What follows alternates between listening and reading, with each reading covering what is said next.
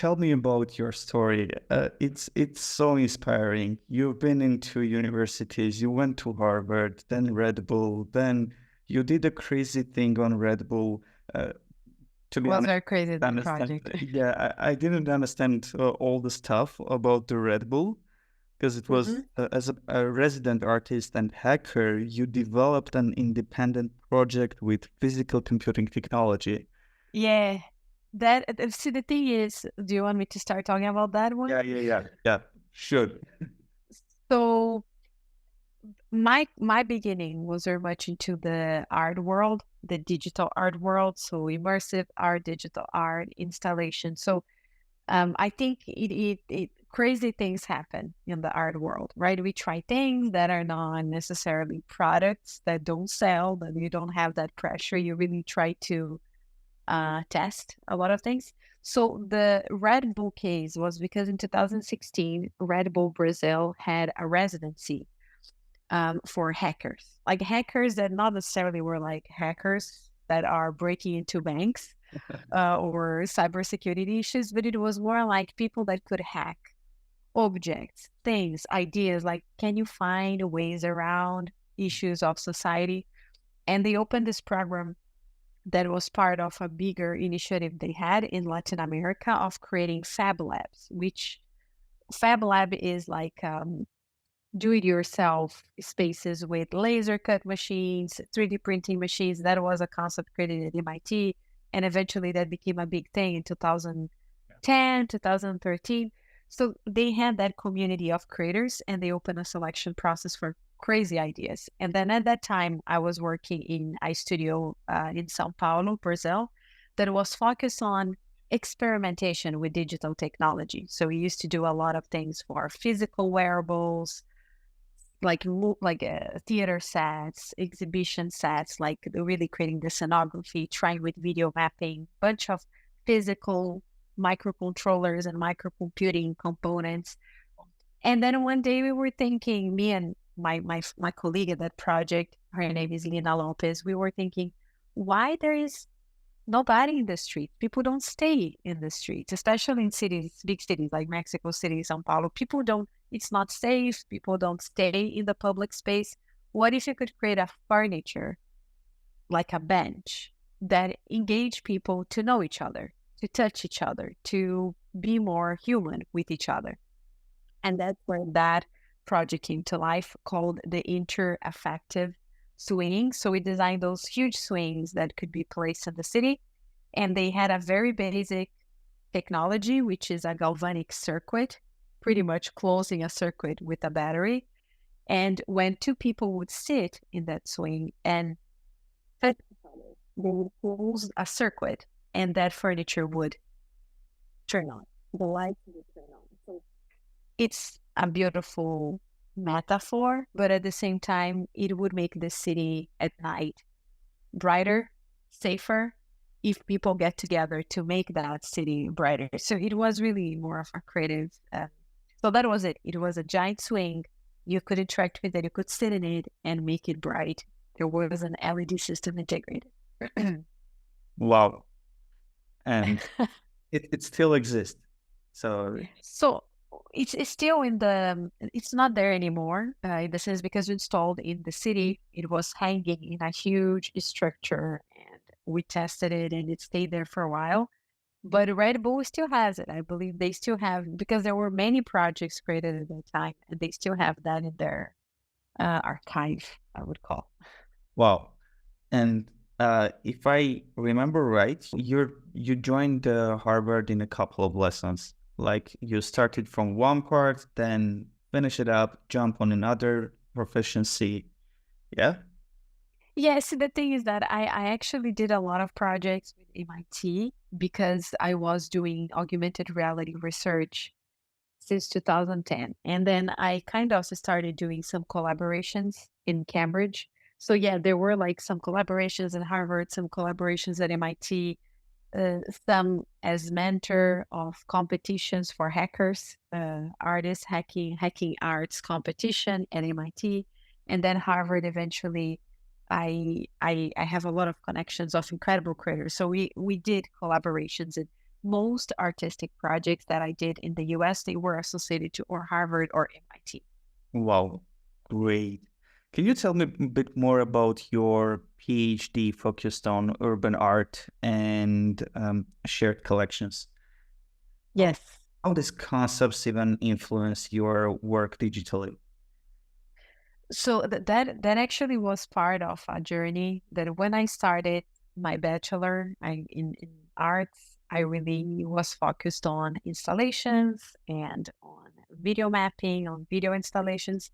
But then more I started researching on mixed reality and XR solutions, I felt that a lot of the answers were not in the indoor spaces, but in the public spaces.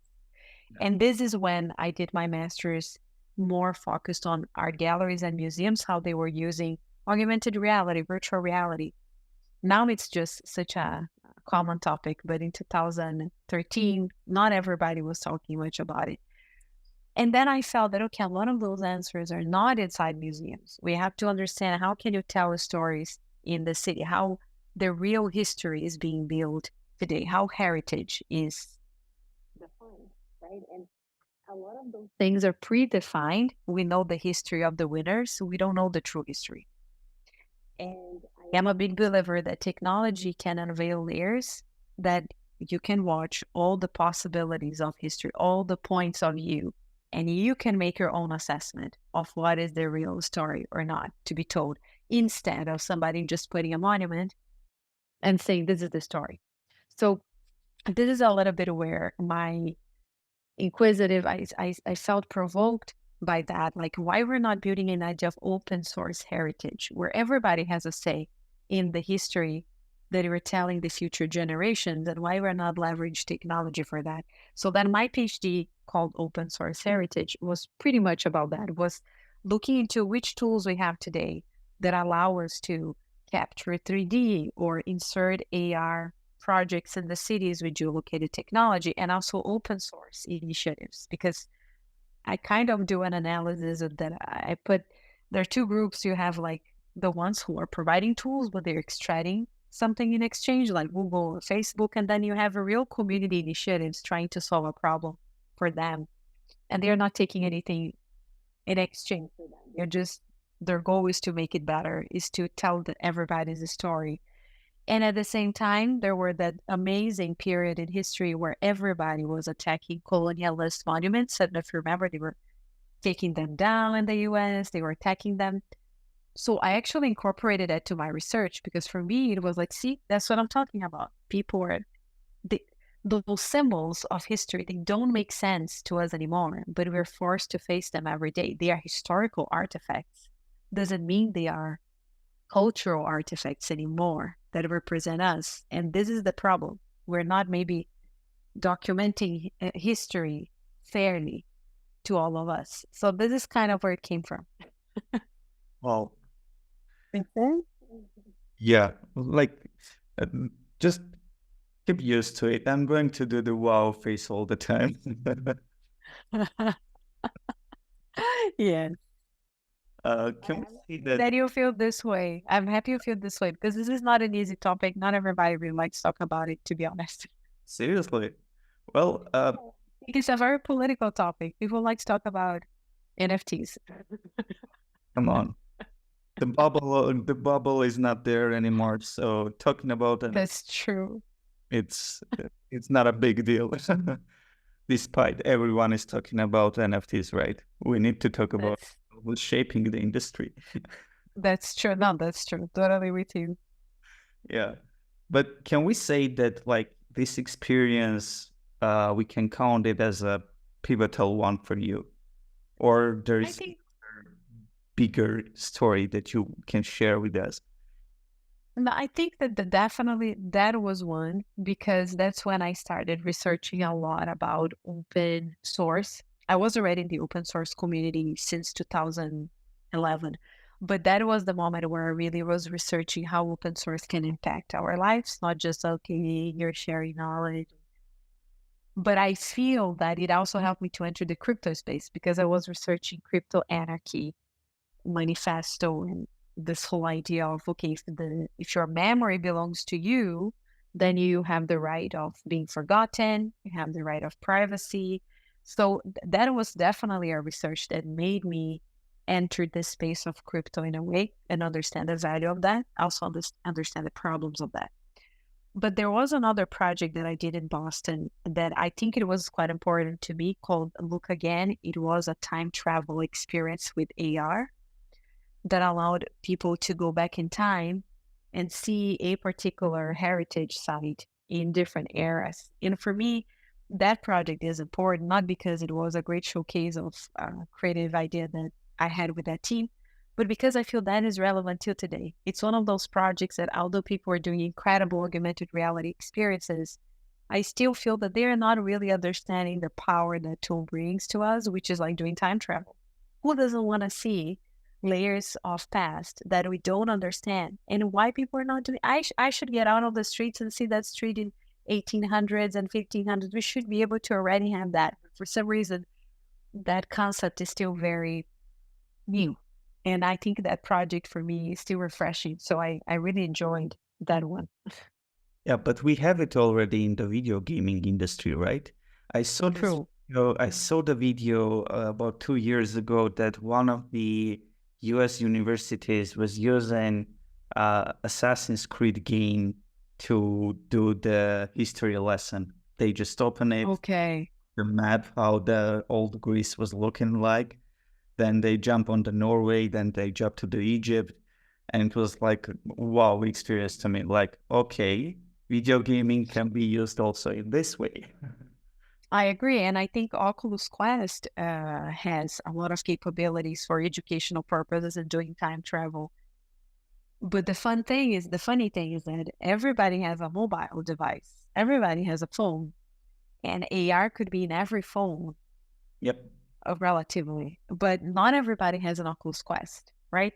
So I think for some reason that's still not the target. And I think that's interesting to understand why not. But when you talk to brands or corporations, they always feel excited about the time travel aspect. I think it's just people, I think if you don't have a background that involves history or anthropology, if you don't have that interest, you will never go into that direction. You just talk about the future. We are futurologists. We like to see the futurism. This is all about the future, but a lot of answers are not in the future necessarily. They are in the past and in the legacy, and that is material too. But Yep. I think that's one of the problems. Well, history repeats itself. Sooner or later, everyone will have to go back to. Yeah, that's a thing. But uh, is this like I want to understand at what point you decided to jump also on the digital fashion? That was an accident. That was an It's accident. opened the wrong door, right? It was an accident, but in a way, maybe it was not.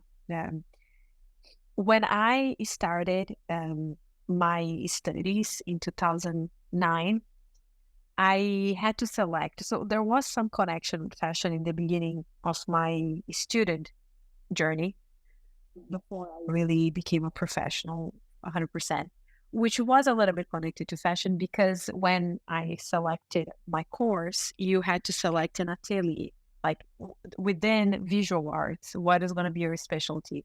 Architect, sculpture, painting, drawing, and I selected pattern design.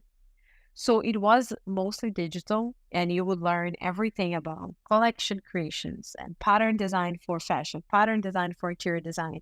I did a lot of hands-on work with tie-dye techniques, with physical fabric, serigraphy. So I learned a lot about what eventually would be fashion. But at that point, it was mostly designing patterns and working with the creatives of the visuals that will go into pattern clothing.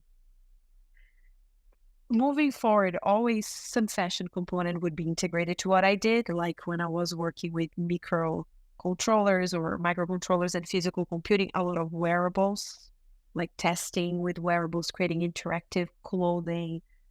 But that was not my main thing. Till I moved into the metaverse space. When that happened, I think that I was in a moment of pivoting a lot of my attention and my intentions. And I think that desire to work with fashion came stronger. And then I kind of showed that to everybody. And they did said, why don't you lead the Metaverse Fashion Week? And that opened a door that I was not expecting. And that brought me to maybe something I really always wanted to do, but I never did because life moves us into unexpected ways, to different paths. But I think that was a desire since I was a kid to really work with fashion design in a way, and with fashion and with that industry, manufacturing and designing and helping that community. So it was not planned, it was an accident. And I'm very passionate about it. I think that the fact I'm not a fashion creator with fashion education helps me to contribute with a different view. I'm not critical thinking, and I'm not thinking as a fashion designer. I'm not one, but I consume and I see other things that could help that industry. Um, Regarding the Metaverse Fashion Week, it was the Decentraland, right?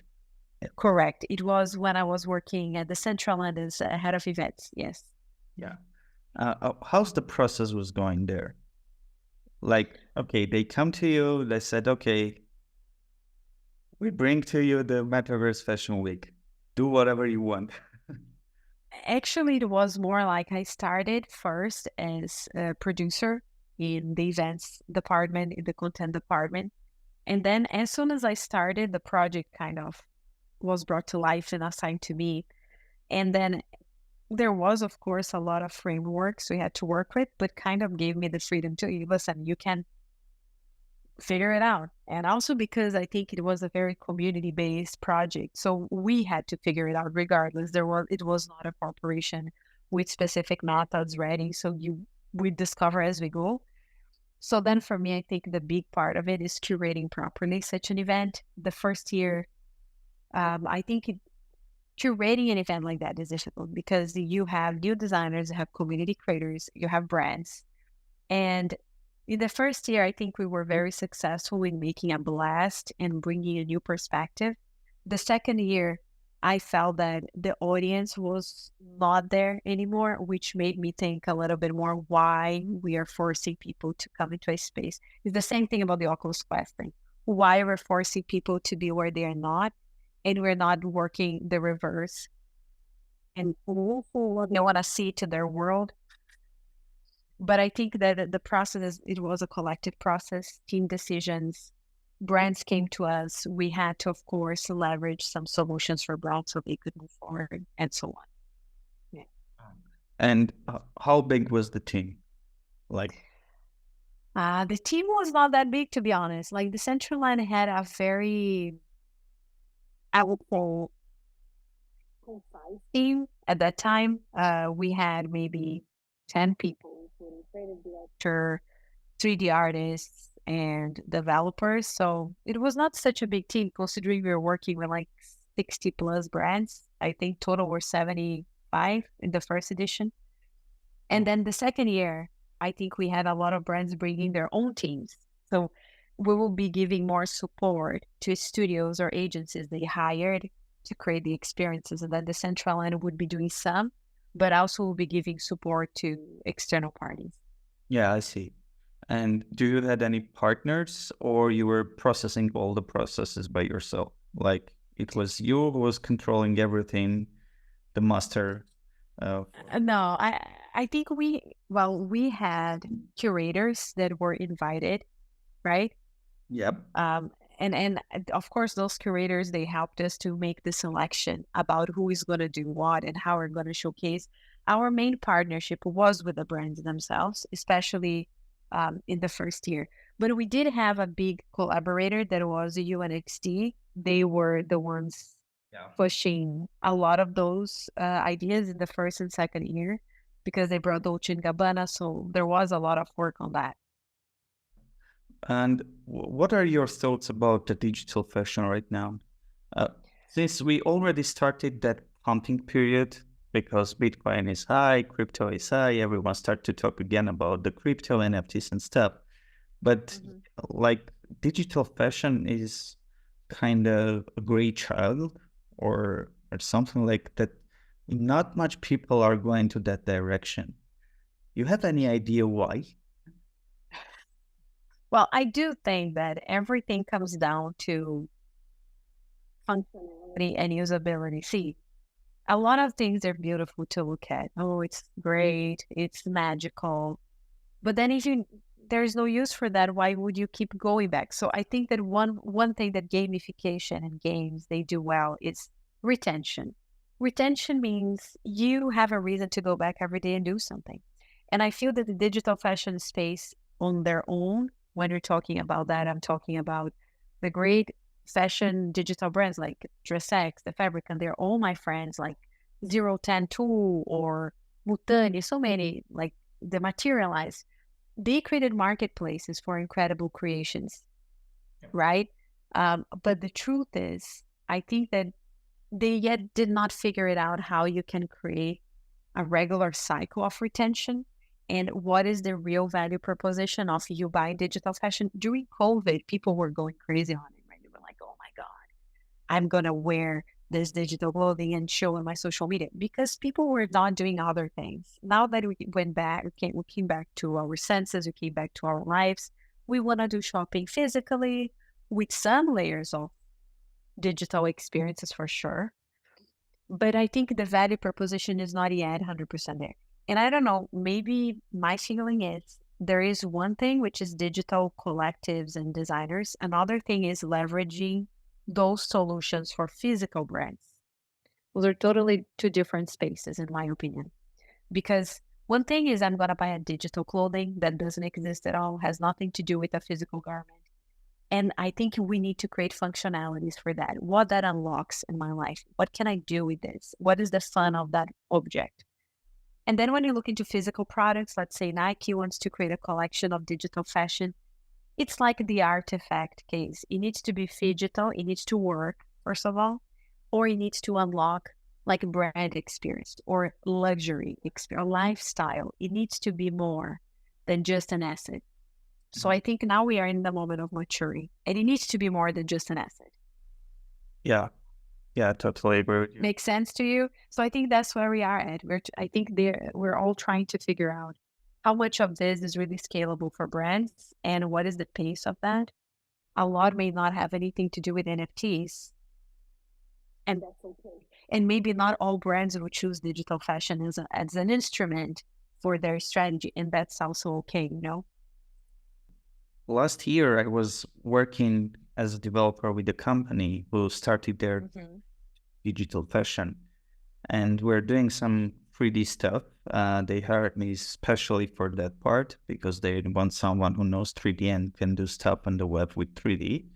But the thing, startup will last 4 months. After that, they come to they even attend to the Decentraland Metaverse Fashion Week. And after that, they just stopped doing anything. And because like the goal was to introduce the old-fashioned brands to the new technologies. And after the companies or fashion brands, they just stopped doing it because not a lot of old style fashion brands wanted to jump on it because they already established a very good retention. They had very good brand awareness and they don't care about digital fashion because none of their clients come into that part. They're just billionaires going then shopping in the store, right? And I think also, like I teach at the Institut Français de la Mode as a teacher and as a professor. And I think that first of all, new designers, young designers, they are not very tech savvy. We have to understand the nature of that community, right? First of all, the new designers, they may not really care if they are at Roblox, if there is Fortnite. They are young, but they have a different set of values that they give. Like they want to touch the fashion. Their craftsmanship is about that time they put into a physical effort. So I can try to teach them, and listen, you can create a store at Roblox. Doesn't mean they will do it. I think it's about opening the conversation. And when you look into physical brands, I think that we also need to be empathetic that look at Farfetch. Farfetch just broke. The CEO of Farfetch just stepped out of his position. the fashion luxury industry is showing decrease on the profit. So the thing is that if you are in a house that is burning, what is going to be your priority? Right? And I think that this is what we have to look into. We have to maybe stop looking into our ambitions and try to enforce those ambitions as a solution, while there are bigger problems that need to be solved first for those luxury fashion brands. So if you can fit your tech solution into, okay, listen, by doing this, you're going to solve this problem. You see this leaking of budget here, we can fix it. I'm sure they'll say, let's do it. Let's do, why not? But if it's an additional thing that I'm already dealing with so much and now I have to deal with it, I don't even know what I'm going to do with this. Then it's when I think things get tricky. And then they say, I don't need this right now. I don't even know. I need some peace. I don't need this right now. And I think this is the empathy we need to, and the, emotional intelligence in this market we need to develop a little. And what about this question is more about the companies that already jumped to the hype train during the 2021 period, like Nike, Lacoste, and others. I see that Nike is doing a great job. It's out of the question. Like they acquired Takashi's company and did the crazy stuff, so they don't need to think. But for others, like for example, Lacoste did same thing as Nike tried to, and they failed, literally. And there was others also doing the same thing, but the pattern is like almost similar. They're just jumping to the hype train, doing something, then eventually they need to step it down. For example, the story of Lacoste, they promised a very classy 3D stuff, and eventually they just say, you know what, guys, we can't do the rendering, so we'll provide you with 2D art. and that's it. So enjoy. Yeah, and well, that's really bad in the sense that you need to commit with a roadmap and then move it, right? Or don't commit. I think that sometimes there is a lack of understanding of production pipeline. And then I would say really because when you learn to produce things, you're always like, okay, I don't know if this is gonna work. I'm not sure. You are always a little bit on the defensive that, okay, let's be optimistic, but above all, let's be realistic, right? You are a brand that you know nothing about 3D and you're promising the world to your community, baby steps. And I maybe feel that one of the main mistakes of brand is like, what is your target? Who buys Lacoste? Let's start with that conversation. Yeah. Your audience understands what you're doing, right? Because I'll give you a great example. There were two projects that I saw recently at Roblox. Okay, one was Burberry, another one was a cosmetic product called Sol de Janeiro, which is like a Californian-based, Brazilian-inspired cosmetics. But that brand called Sol de Janeiro is a very known brand among Gen Zs and Alphas, especially Gen Zs and Roblox players. So everything they were throwing for their players, all the free wearables, sold out in the same day. It was a matter of hours, right?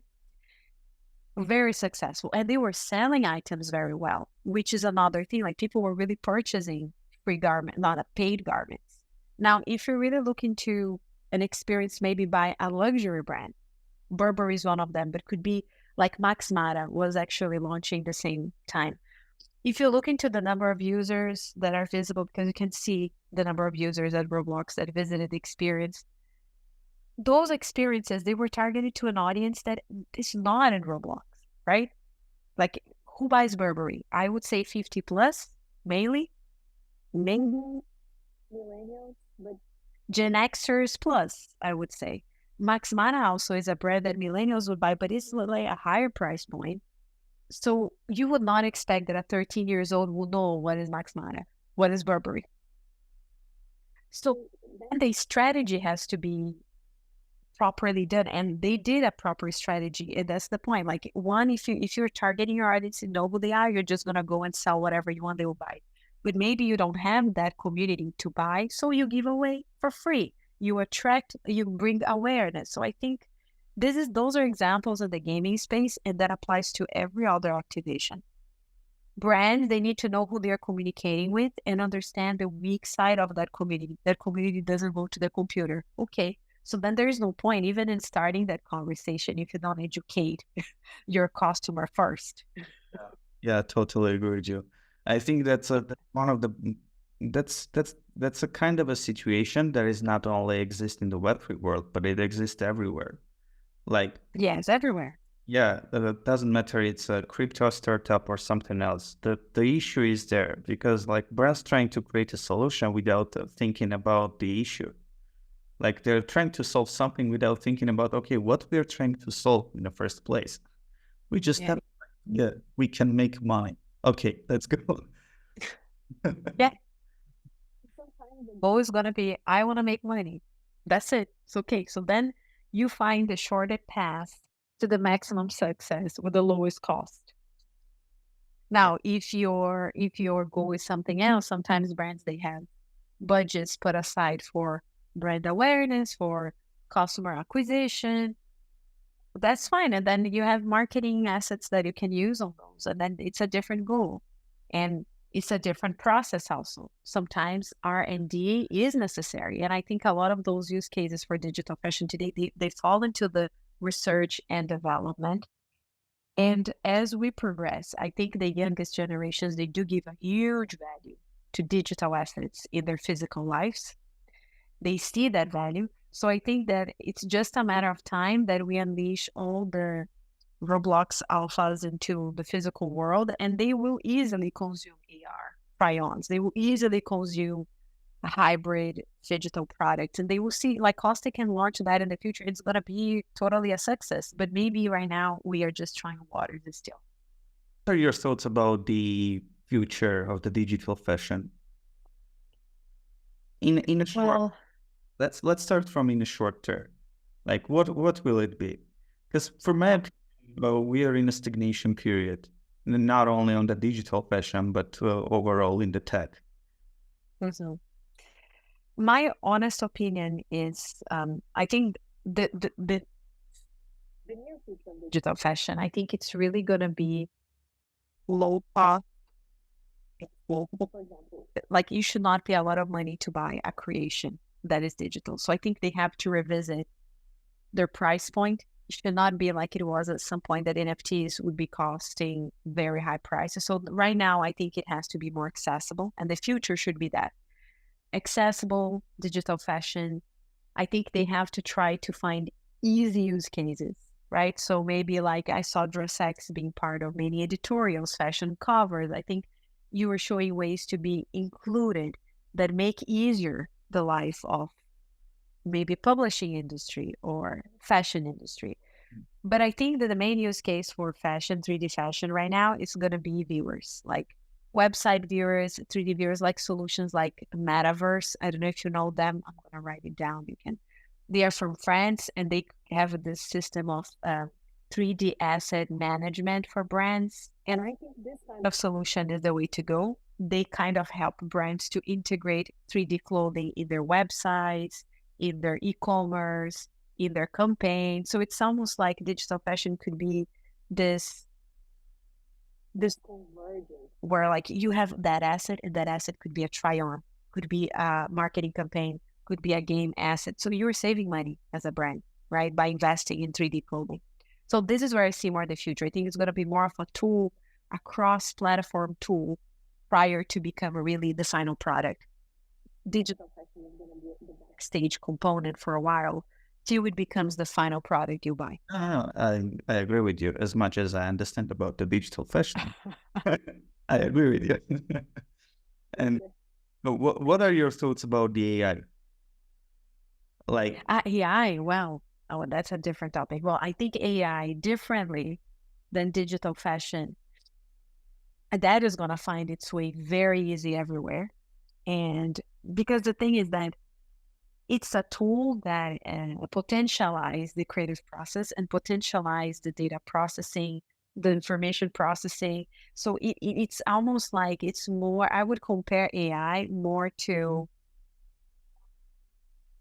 I'll not say like wireless internet, but it's almost like you had internet, right? For everybody. And that changed the way we communicated, the way we created, the way we worked.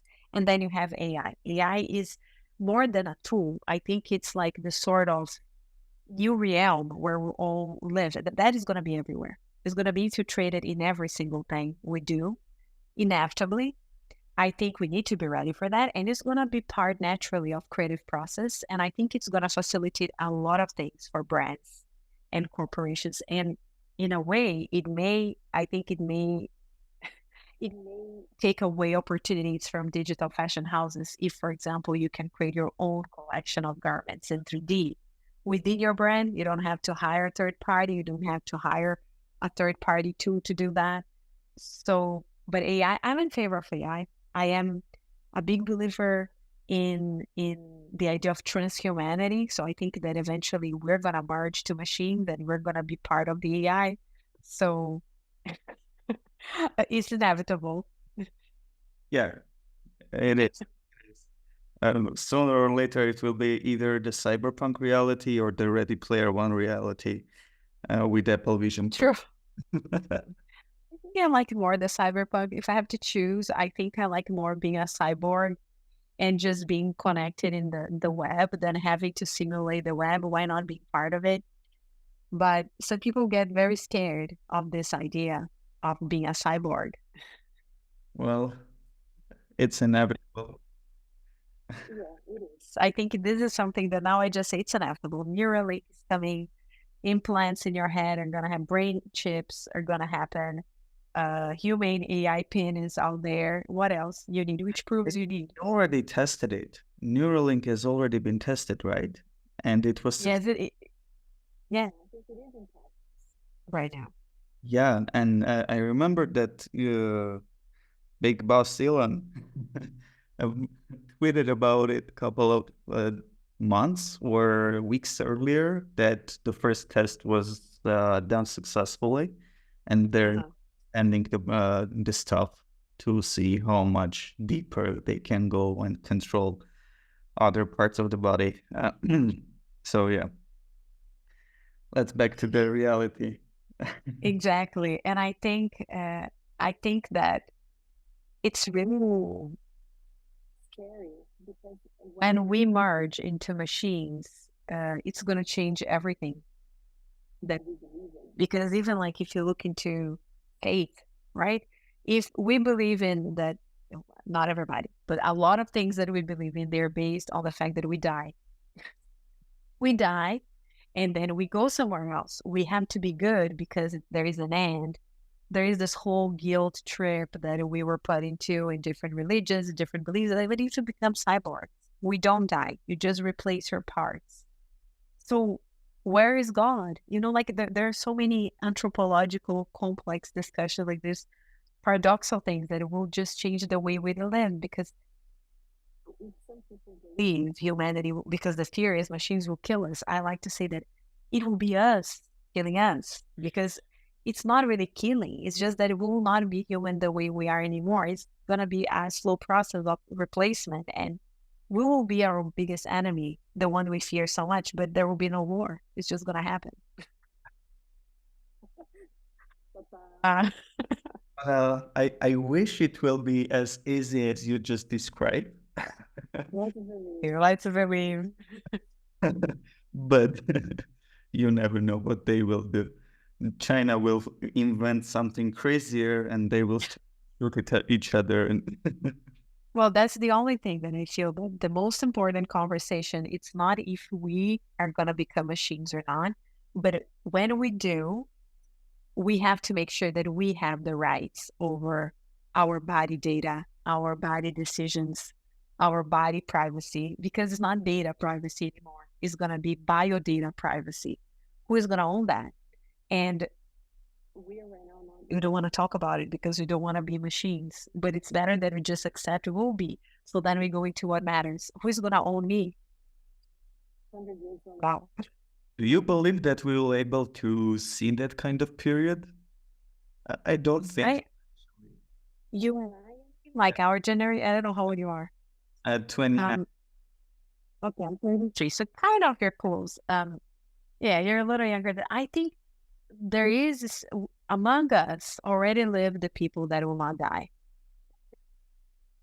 So I think we may see that. It may be that when we're 80 years old, somebody will come up with something. But because technology now is so, it's exponential, right? I don't think technology today is like the same pace it was in the last century. And with AI and edge computing, quantum computing, if we figure that out in the next 20 years, then solutions will come so fast that maybe when we are 80, in 50 years, there will be something like that, or they'll at least freeze our brains till they find a solution. They wake us up and then put us in a robot body. If we want. Well, I guess we'll never know. Maybe you will wake up and you'll like, oh my God, I didn't want the second phase of this life, but ta-da, you're already here. You're just Who woke me up? Yeah, but it's exciting. I think this is a topic that really incites me. I think now I'm in another moment of my life that I love digital fashion and will keep working with it. But I think fashion will be a political statement because our bodies will be a political battlefield in the very near future, more than they are today. So how we're going to deal with that? How tools will help us not create another layer of control? That's always the question. Yeah, that's a great statement. I would never thought about the order of things like that. So speaking about your personal projects that you did, and you described some of them earlier, I wonder, do you get any kind of funding for those, or you just self-fund it and do it by yourself? Which ones? I mean, there were some. Okay. Give me an example, so then I can tell you this one was funded this way or that way. Let's put it in an average, like Okay. 90% of the time. Okay. So just generally there were like two ways. A lot of times the projects I did, they were related to studios I worked with. So they were private projects paid by brands, paid by clients. Some they were artistic residencies. There was a time I was just applying to so many and doing so many of those. So they will be funded by cultural institutions like big museums or government departments that are like funding cultural activities. And I think that those were the two main. Also, there were cases in which there was a grant, like there is a project called Fest AR that I did in 2019. That was an augmented reality festival in Latin America where you could see the history of graffiti, like erased murals on the streets. That was funded by a program from the Brazilian government in which you get funding for cultural projects. It was like a grant. Yeah. So I think it depends. But I would say a lot of the non-private corporate ones were grants or cultural funding. The others, they were mostly privately paid just as a product development. And the Decentraland itself, the Metaverse Fashion Week, it was a lot had to do with the funding that the Decentraland Foundation had at that time. They had a budget aside to invest in different projects to create content for the platform. So a lot came from there, and a lot also came from brands who paid to supply their 3Ds to create their experiences. Oh, okay. Yeah, that makes sense. And what about times that you had to self-fund your project? Well, there is a lot of times you self-fund your projects. I think that there is like right now current a project that I'm working on that probably we're going to release on April, like the first, it's an augmented reality fashion project that I still cannot say much, but that is something that I have been investing time and some money since last year. And of course, a lot of other initiatives that I did. For example, there was this a podcast series called Tech Fusion that I did with a community of journalists in fashion in Brazil also, although I was doing it remote. That was all invested and paid by us. So I think sometimes I do invest when I really believe that this is something that we should be doing, or if there is a mission behind it. So then, yeah, I figure it out. We find ways. It's an investment on yourself or on a big community that you believe in. Yeah, well, at least you had a guarantee that you'll get some brand awareness, self brand awareness, right? Yeah, yeah. And I think that a lot of times it's about building knowledge that you share with others. And I think I do feel responsible intellectually to some of those things. I think that when you become an academic, also you feel responsible for providing sources of research for people because you want to. I don't know if people remember who I am 100 years from now, but at least I want to be able to interfere in the knowledge that will be built in the future, some tiny visible legacy I want to leave behind. And I think that's where projects like podcasts, books, your thesis, like all of that helps to build that. Speaking of speaking of a professor career, you're Mhm. teaching also, right? And I am. IFM Paris, right? Yes. Yes. Uh, so as a professor, how has your experience shaped your views on fashion education, especially in the context of emerging technologies? We talk about it a bit already, that like the new generation don't care about the NFTs right now. No, they don't. Yeah, what else? Like, I do feel that when you are a professor, you have a little bit more, you detach yourself a little bit from what is actually happening from a corporate standpoint of view because you try to see critically. And generally, the academic space, you are supposed to question things. Like if things are going too well, we should say, I don't think so. Probably is going to implode. I think something bad is going to happen. So I think the inquisitive, the critical thinking of the academic world always helps and helped me to shape my experience in the industry itself, not in the academic world. But I think that what also helps a lot is that when you are an academic, you feel a certain sense of accountability in looking into the past, into the legacy. You feel that why we're not talking about this guy, like someone else? Like why we're not talking about Michel Foucault? We're not talking about Kennedy. We're not. They were talking about. So you kind of always find sources of information to strength what you were talking about. And I feel that, for example, in the NFT space and the Web3 space, sometimes I feel like, where did you get that data? Like people talk about things like they never heard of it. Like one day we woke up in this reality and everything is new, everything is firsthand. That's not true. Everything we know today is a result of a collective construction culturally for a millennium. Like we have been accumulating knowledge. So it's really naive of us to say, oh, because this is the first ever, nothing is first ever. Let's just remove that statement. So I think as a professor, you bring that to the classroom and the students are very critical.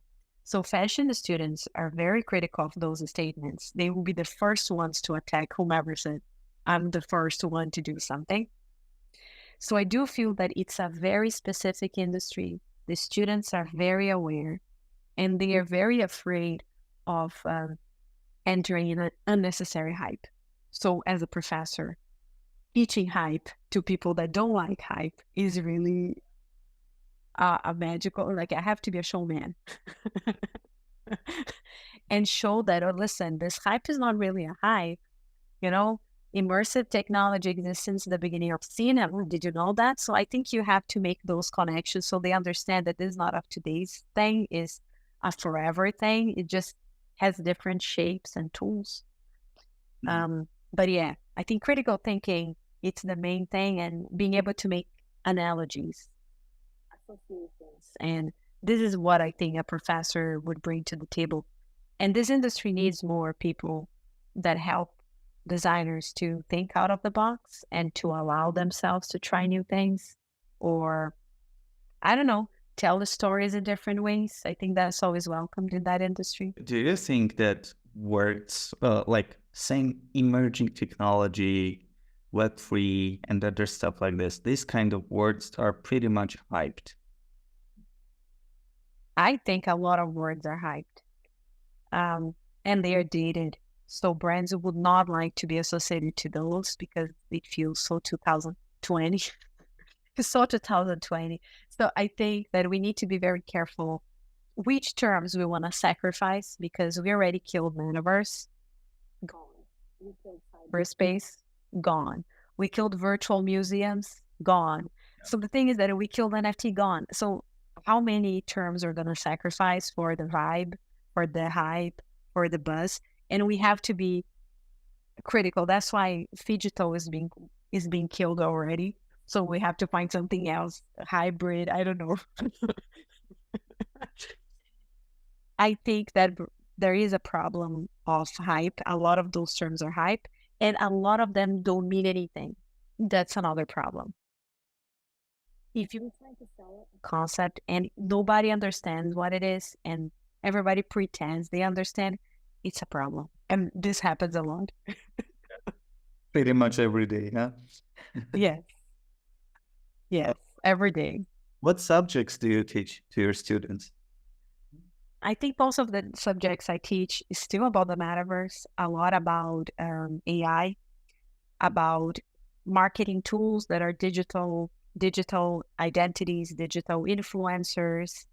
I also like to talk about prototyping with 3D, like what are the real use cases of digital tools. And I try to always give to the students an opportunity to strategize. So my classes, they involve a lot of hands-on work with challenges, like if you were a consultant and this is the problem, how would you solve that? So I really like hands-on work with the students. Wow.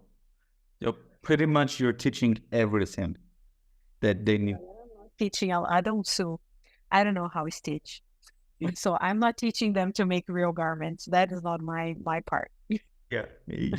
You just help them to understand the modern world. Yeah, a little, hopefully. Uh, the reflecting on your career, um, what have been some of the most significant lessons that you've learned? Personally, right? I think the first one is when you're in your 20s, you don't say no's. You just jump into all the opportunities and projects you can do. Sometimes for free, sometimes it's pro bono, sometimes it's pro library, sometimes social work, doesn't matter. You go, you learn, you try everything, you meet everyone, and you build that valuable network. When you're in your 30s, you start saying no's. So you have a year to say as many as you want, and the next year you should start saying no. You start saying the right no's and understanding that you are the only representative of your public image. I made some mistakes in life professionally in which I believed others would be the ones mediating, helping to shape my public and bullshit. You will be the only one who can push further your public image or your branding or whatever you want to call that. And we should not believe others will do that for us. The second thing that I'm a big believer on is that working with others is always best. Like working alone is not fun. If you want to build projects, don't just build in your garage, open your garage to others to build with you. Collectively, we're stronger, and we also learn to share the ownership, share the glory. And I think that's something that we should always remember, that many minds together solve much more problems than one.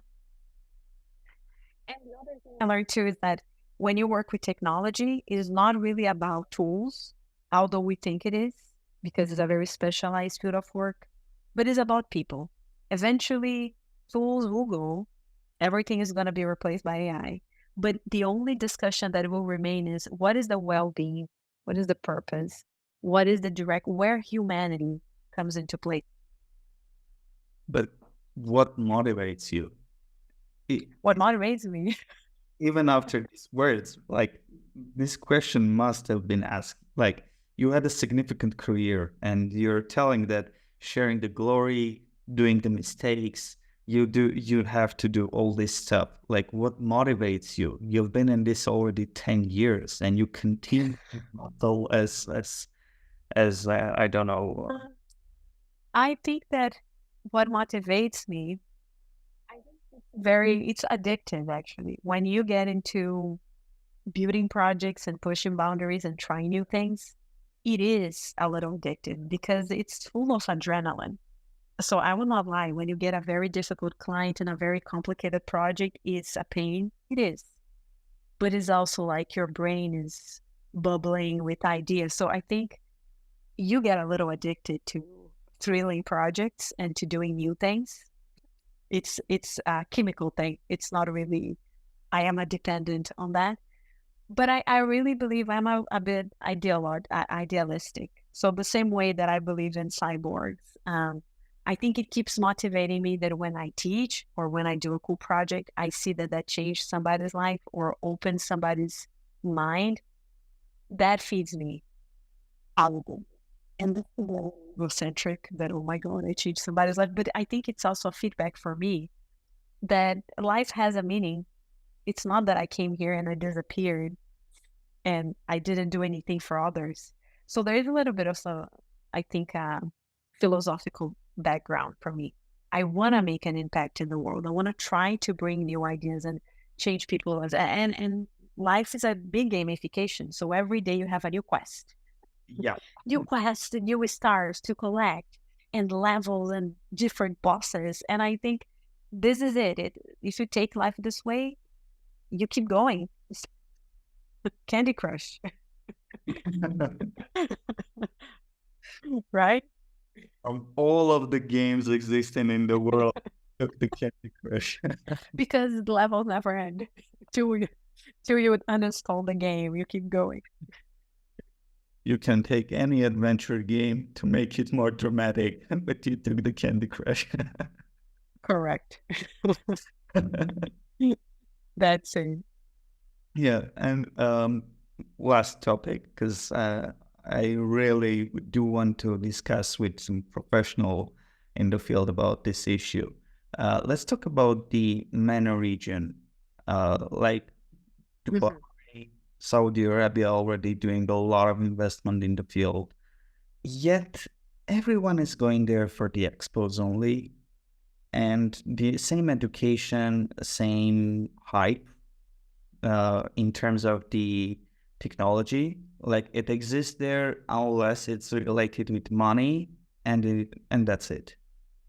So what do you think we need to do in that field to make this impact that, for example, you did for US, for Europe even, to this kind of regions like CIS, MENA?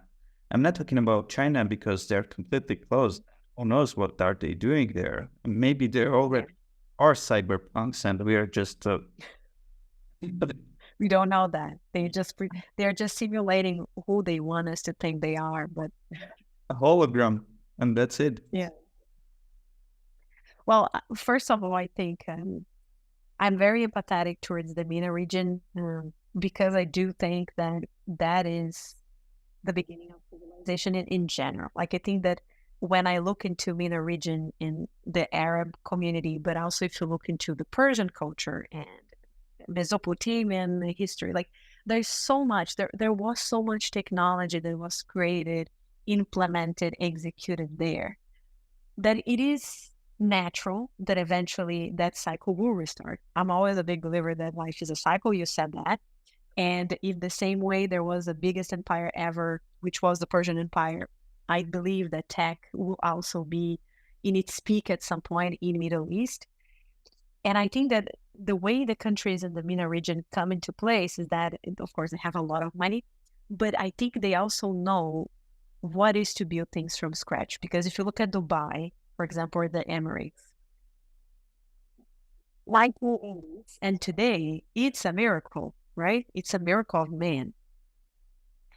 So understanding that complexity, I think, helps to set up good strategies for any industry and understanding the use cases for tech industry. And so I think that starting with that, I see a huge potential. I was living in Dubai for a while last year, and I do have a huge interest in being more participative in the MENA region. And then I think that there is a very interesting cultural shift happening in the MENA countries because, of course, there is a different cultural pattern. Doesn't matter if it is religious or cultural. But I think that there is a big space for women to take over space in the tech because it's starting, right? And there is more and more opportunities for, and I think that discussion is coming. There is a desire to give more space for females in the MENA countries. Probably will start getting that. And sometimes I feel that that conversation, it's not that it died in the Western world, but it's like, okay, you're already doing it. Come on, what else do you want? You know, I feel that in the Western world, like we are doing that already. And in the MENA, no, the MENA region, I think is still a conversation that people take very seriously. And governments are trying to find a balance in between whatever the cultural religious values with how we can include, improve education for women, make them leading the way also in that space. So it may be a chance for a new fresh start of women in tech that didn't happen in the Western world. We were not there in the beginning. We were replaced.